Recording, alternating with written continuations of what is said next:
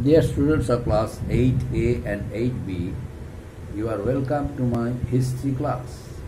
Today I am going to teach you a new lesson. Although this lesson is not a part of our syllabus, but I have decided to teach it because the lessons for the second unit test are very short lessons. The lessons which are included in the syllabus for second unit test, these lessons are very short lessons. That's why I have decided to teach one lesson more, and it is included in your syllabus. You take it down in your copies that this lesson is included in the syllabus for second unit test. Lesson number 9, the name of the topic is Economic Policies of the British. Lesson number 9, Economic Policies of the British. Points as I mentioned: introduction, agrarian system, policy of land revenue, system of land revenue, and harsh treatment of the British. The first one, introduction. You know, the British government introduced a new land revenue system. The British came to India as traders, but after few days later, after few years later, they realized the weakness of Indian leaders and took part Indian politics indirectly. When they came to India to trade with our country, peasants and farmers were rich, prosperous, wealthy. They were self-sufficient. From their agricultural lands, they produced a bulk quantities of crops and maintained a very steady life. Besides peasants and farmers, the conditions of the artisans and craftsmen also were very steady. Because of their earnings, they also would maintain a very standard lifestyle because they did not have any competition. But in course of time, there came a competition between Indian artisans, craftsmen and the British. There came a competition between Indian peasants and farmers and the British money lenders, British investors. But in course of time, the British became the ruler of our country. So an indirect influence came on them. An indirect influence was established by the British on Indian peasants and farmers. But gradually, the entire political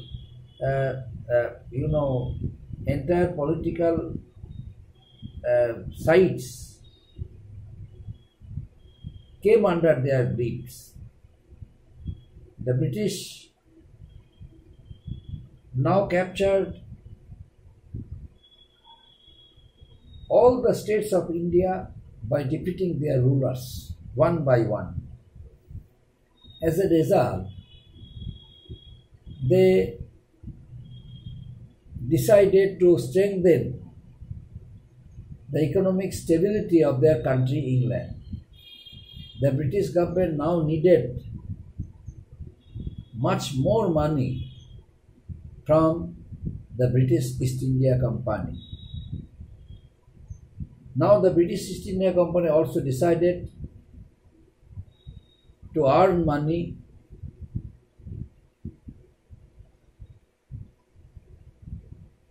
when the Battle of Buxar held in the year 1764. The British defeated Mir Qasim and the Confederate army of Mir Qasim. After defeating Mir Qasim, the Nawab of Bengal, Bihar and Orissa in the year 1764 in the Battle of Buxar, the British obtained the right to collect taxes, to collect land revenues, to collect taxes of Bengal, Bihar and Orissa by Mughal Emperor Shahu Alam II. As a result of it, the British now decided to introduce a new system of land revenue in order to send money to England, in order to drain Indian wealth for their country England. The British introduced various policies for the all-round development of not only for the all-round development of not India, but for the all-round development of their own country England. And hence, they forced Indian farmers to grow cash crops instead of food crops. What are food crops? You know, rice, wheat, these are known as food crops. But the British compelled the Indian farmers to grow only cash crops. Cash crops means sugarcane, cotton and indigo. Why? Because these cash crops were benefited for the British moneylenders. The British moneylenders, traders who came to India to trade with our country, many foreign investors invested their money in trade, in agriculture. These crops were cotton, sugarcane and cotton, sugarcane and indigo. The peasants and farmers had no option but to cultivate only three crops: cotton, sugarcane and indigo. And peasants and farmers, in course of time, they felt that they were providing labor in the lands of others. All the lands belonged to them, but gradually they lost their rights to their own lands, and they turned out to be agricultural farmers, agricultural laborers. Agricultural farmers turned out to be agricultural laborers under the British moneylenders. The British moneylenders forced them to cultivate these cash crops in the interest of them, because these three cash crops, sugarcane, cotton and indigo, had great demand in their own country England. Naturally, they wanted to export Indian cash crops.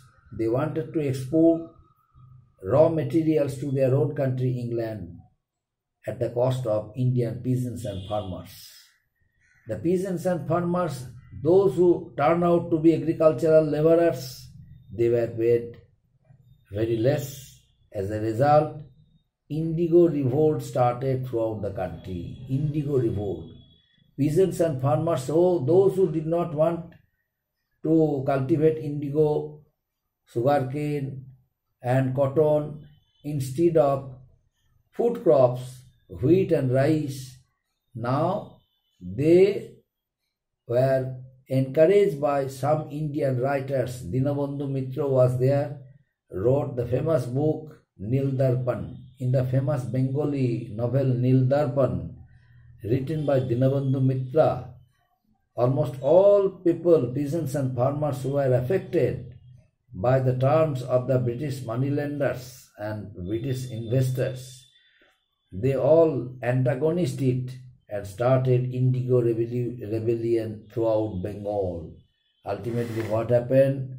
The land revenue, one new land revenue policy was required to be introduced by the British government. The company officials were often oppressive and exploited. That's why the farmers were forced to borrow money at very high interest. Some peasants and farmers were forced to borrow money at high interests, and then the local moneylenders who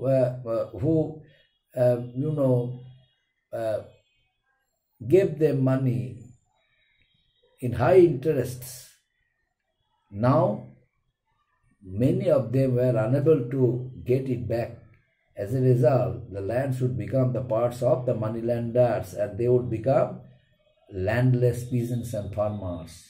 And due to this rural indebtedness, peasants and farmers started the Indigo Rebellion in Bengal during that time. But in course of time, a large share of the revenue that was collected by the East India Company was paid to the British government as home charges. In the year 1767, the sum was as large as 400,000 pounds, 400,000 pounds per annum. Moreover, the British needed a steady income to maintain their military and administrative expenses in India. Thus, East India Company realized that an efficient system of land revenue was very important to them. An efficient system of land revenue was very, very important to them. It was the British East India Company realized it, and hence the company formulated many theories to one after one. The policy makers who would send to India, they would think that that policy which was adopted by the previous one was not good for them, then changed it. So in course of time, the company formulated many theories, many policies. Why? In order to extract a steady income, a steady flow of income from the Indian territories. Because the Indian territories came under their rule, naturally they decided to exploit it and decided to make them rich, wealthy and prosperous. That's why, to bring stability, to bring economic stability throughout the country, the British East India Company introduced a land revenue system throughout the country, the land revenue system. And as part of the land revenue system or new policies, a number of systems were introduced by the British East India Company. The first one was the permanent settlement. Second one, the Rayatwari system. Third one, the Mahalwari system. Now what is permanent settlement and who introduced it? The permanent settlement was introduced by Lord Cornwallis in the year 1793. The British had no sympathy for the Indian people. They remained busy in earning money. They remained busy in satisfying the needs and expectations of British East India Company headquarters, England. But in Bengal, a great famine broke out. A great famine in Bengal in the year 1770 was a famine that affected the lower category people, the lower Gangetic plains, from where huge quantities of crops were cultivated by the peasants and farmers.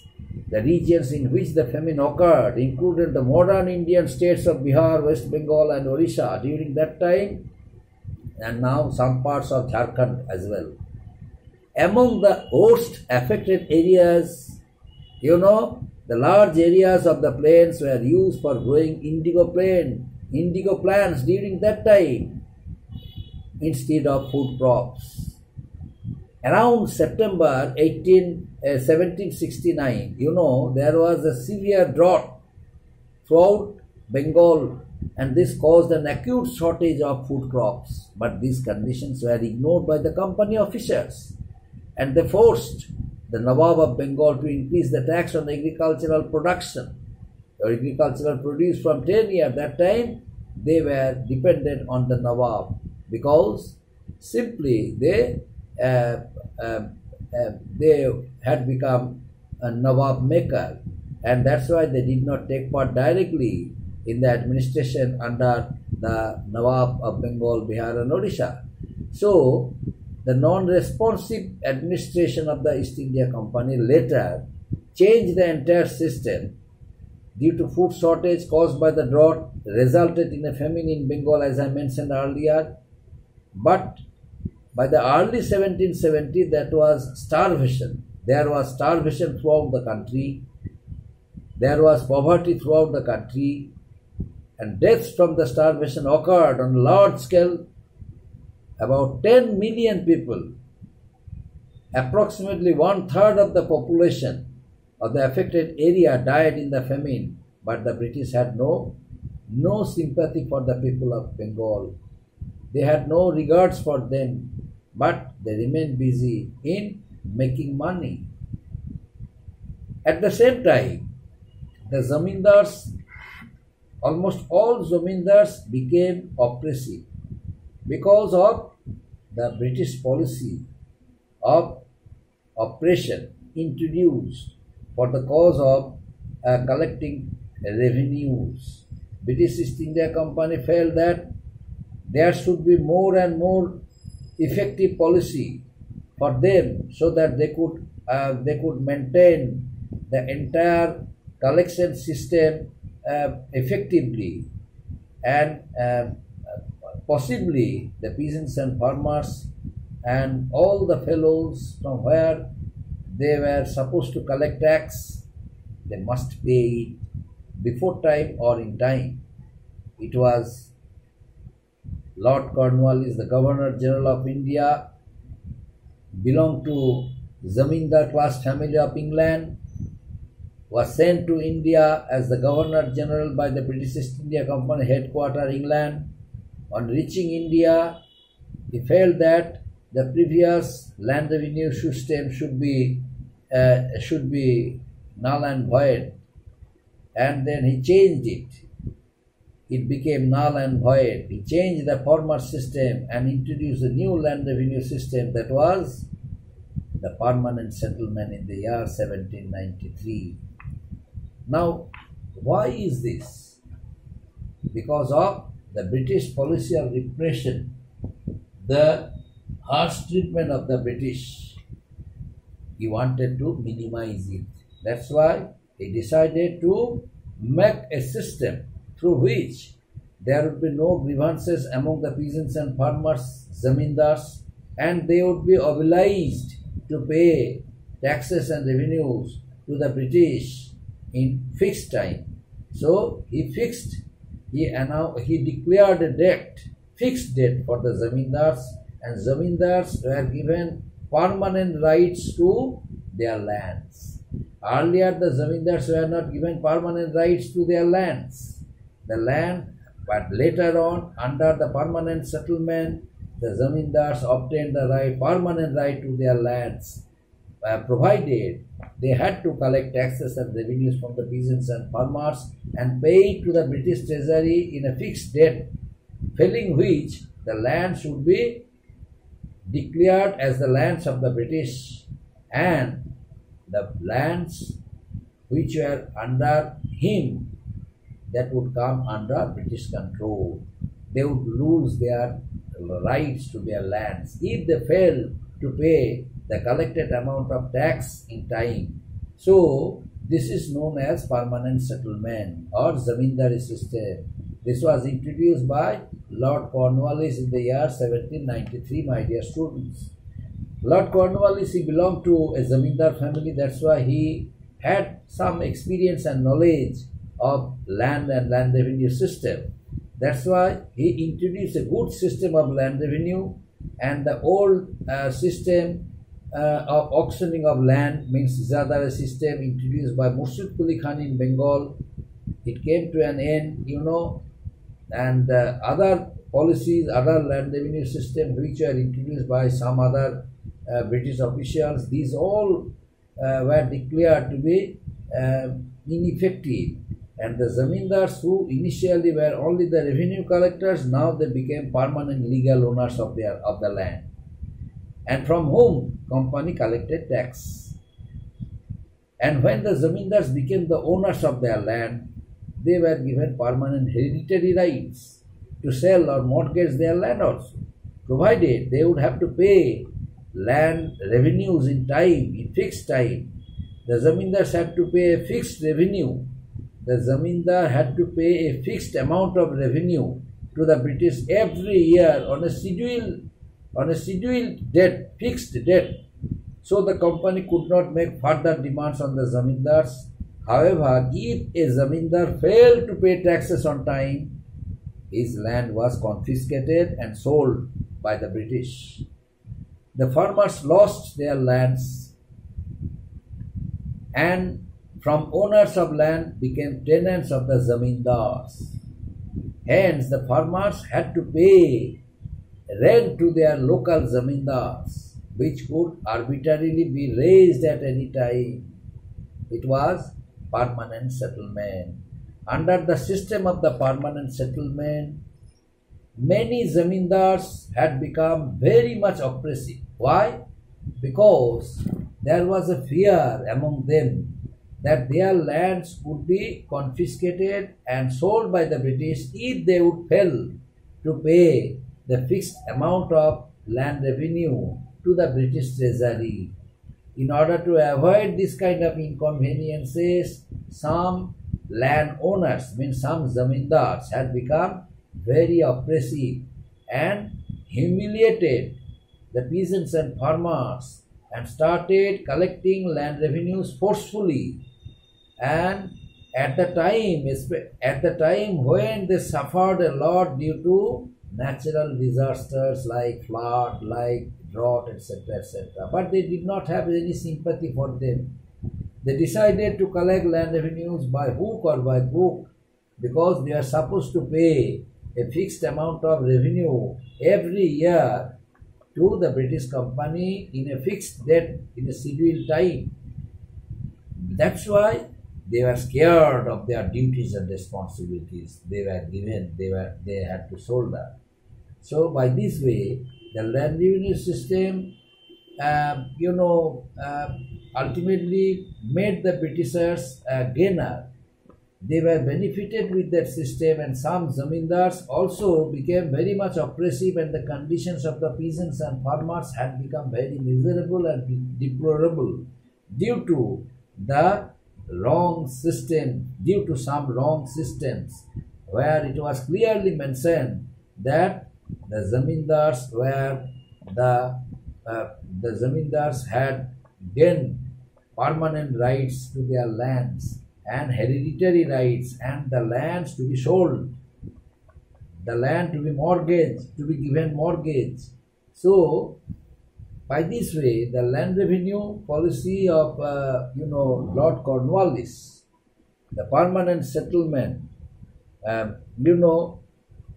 ultimately made the Britishers very much benefited. The Britishers were financially benefited, and some zamindars were very oppressive, who were not sympathetic towards our countrymen. They also were benefited with that system. Up to this, my dear students. Next day, the remaining part will be continued. Thank you.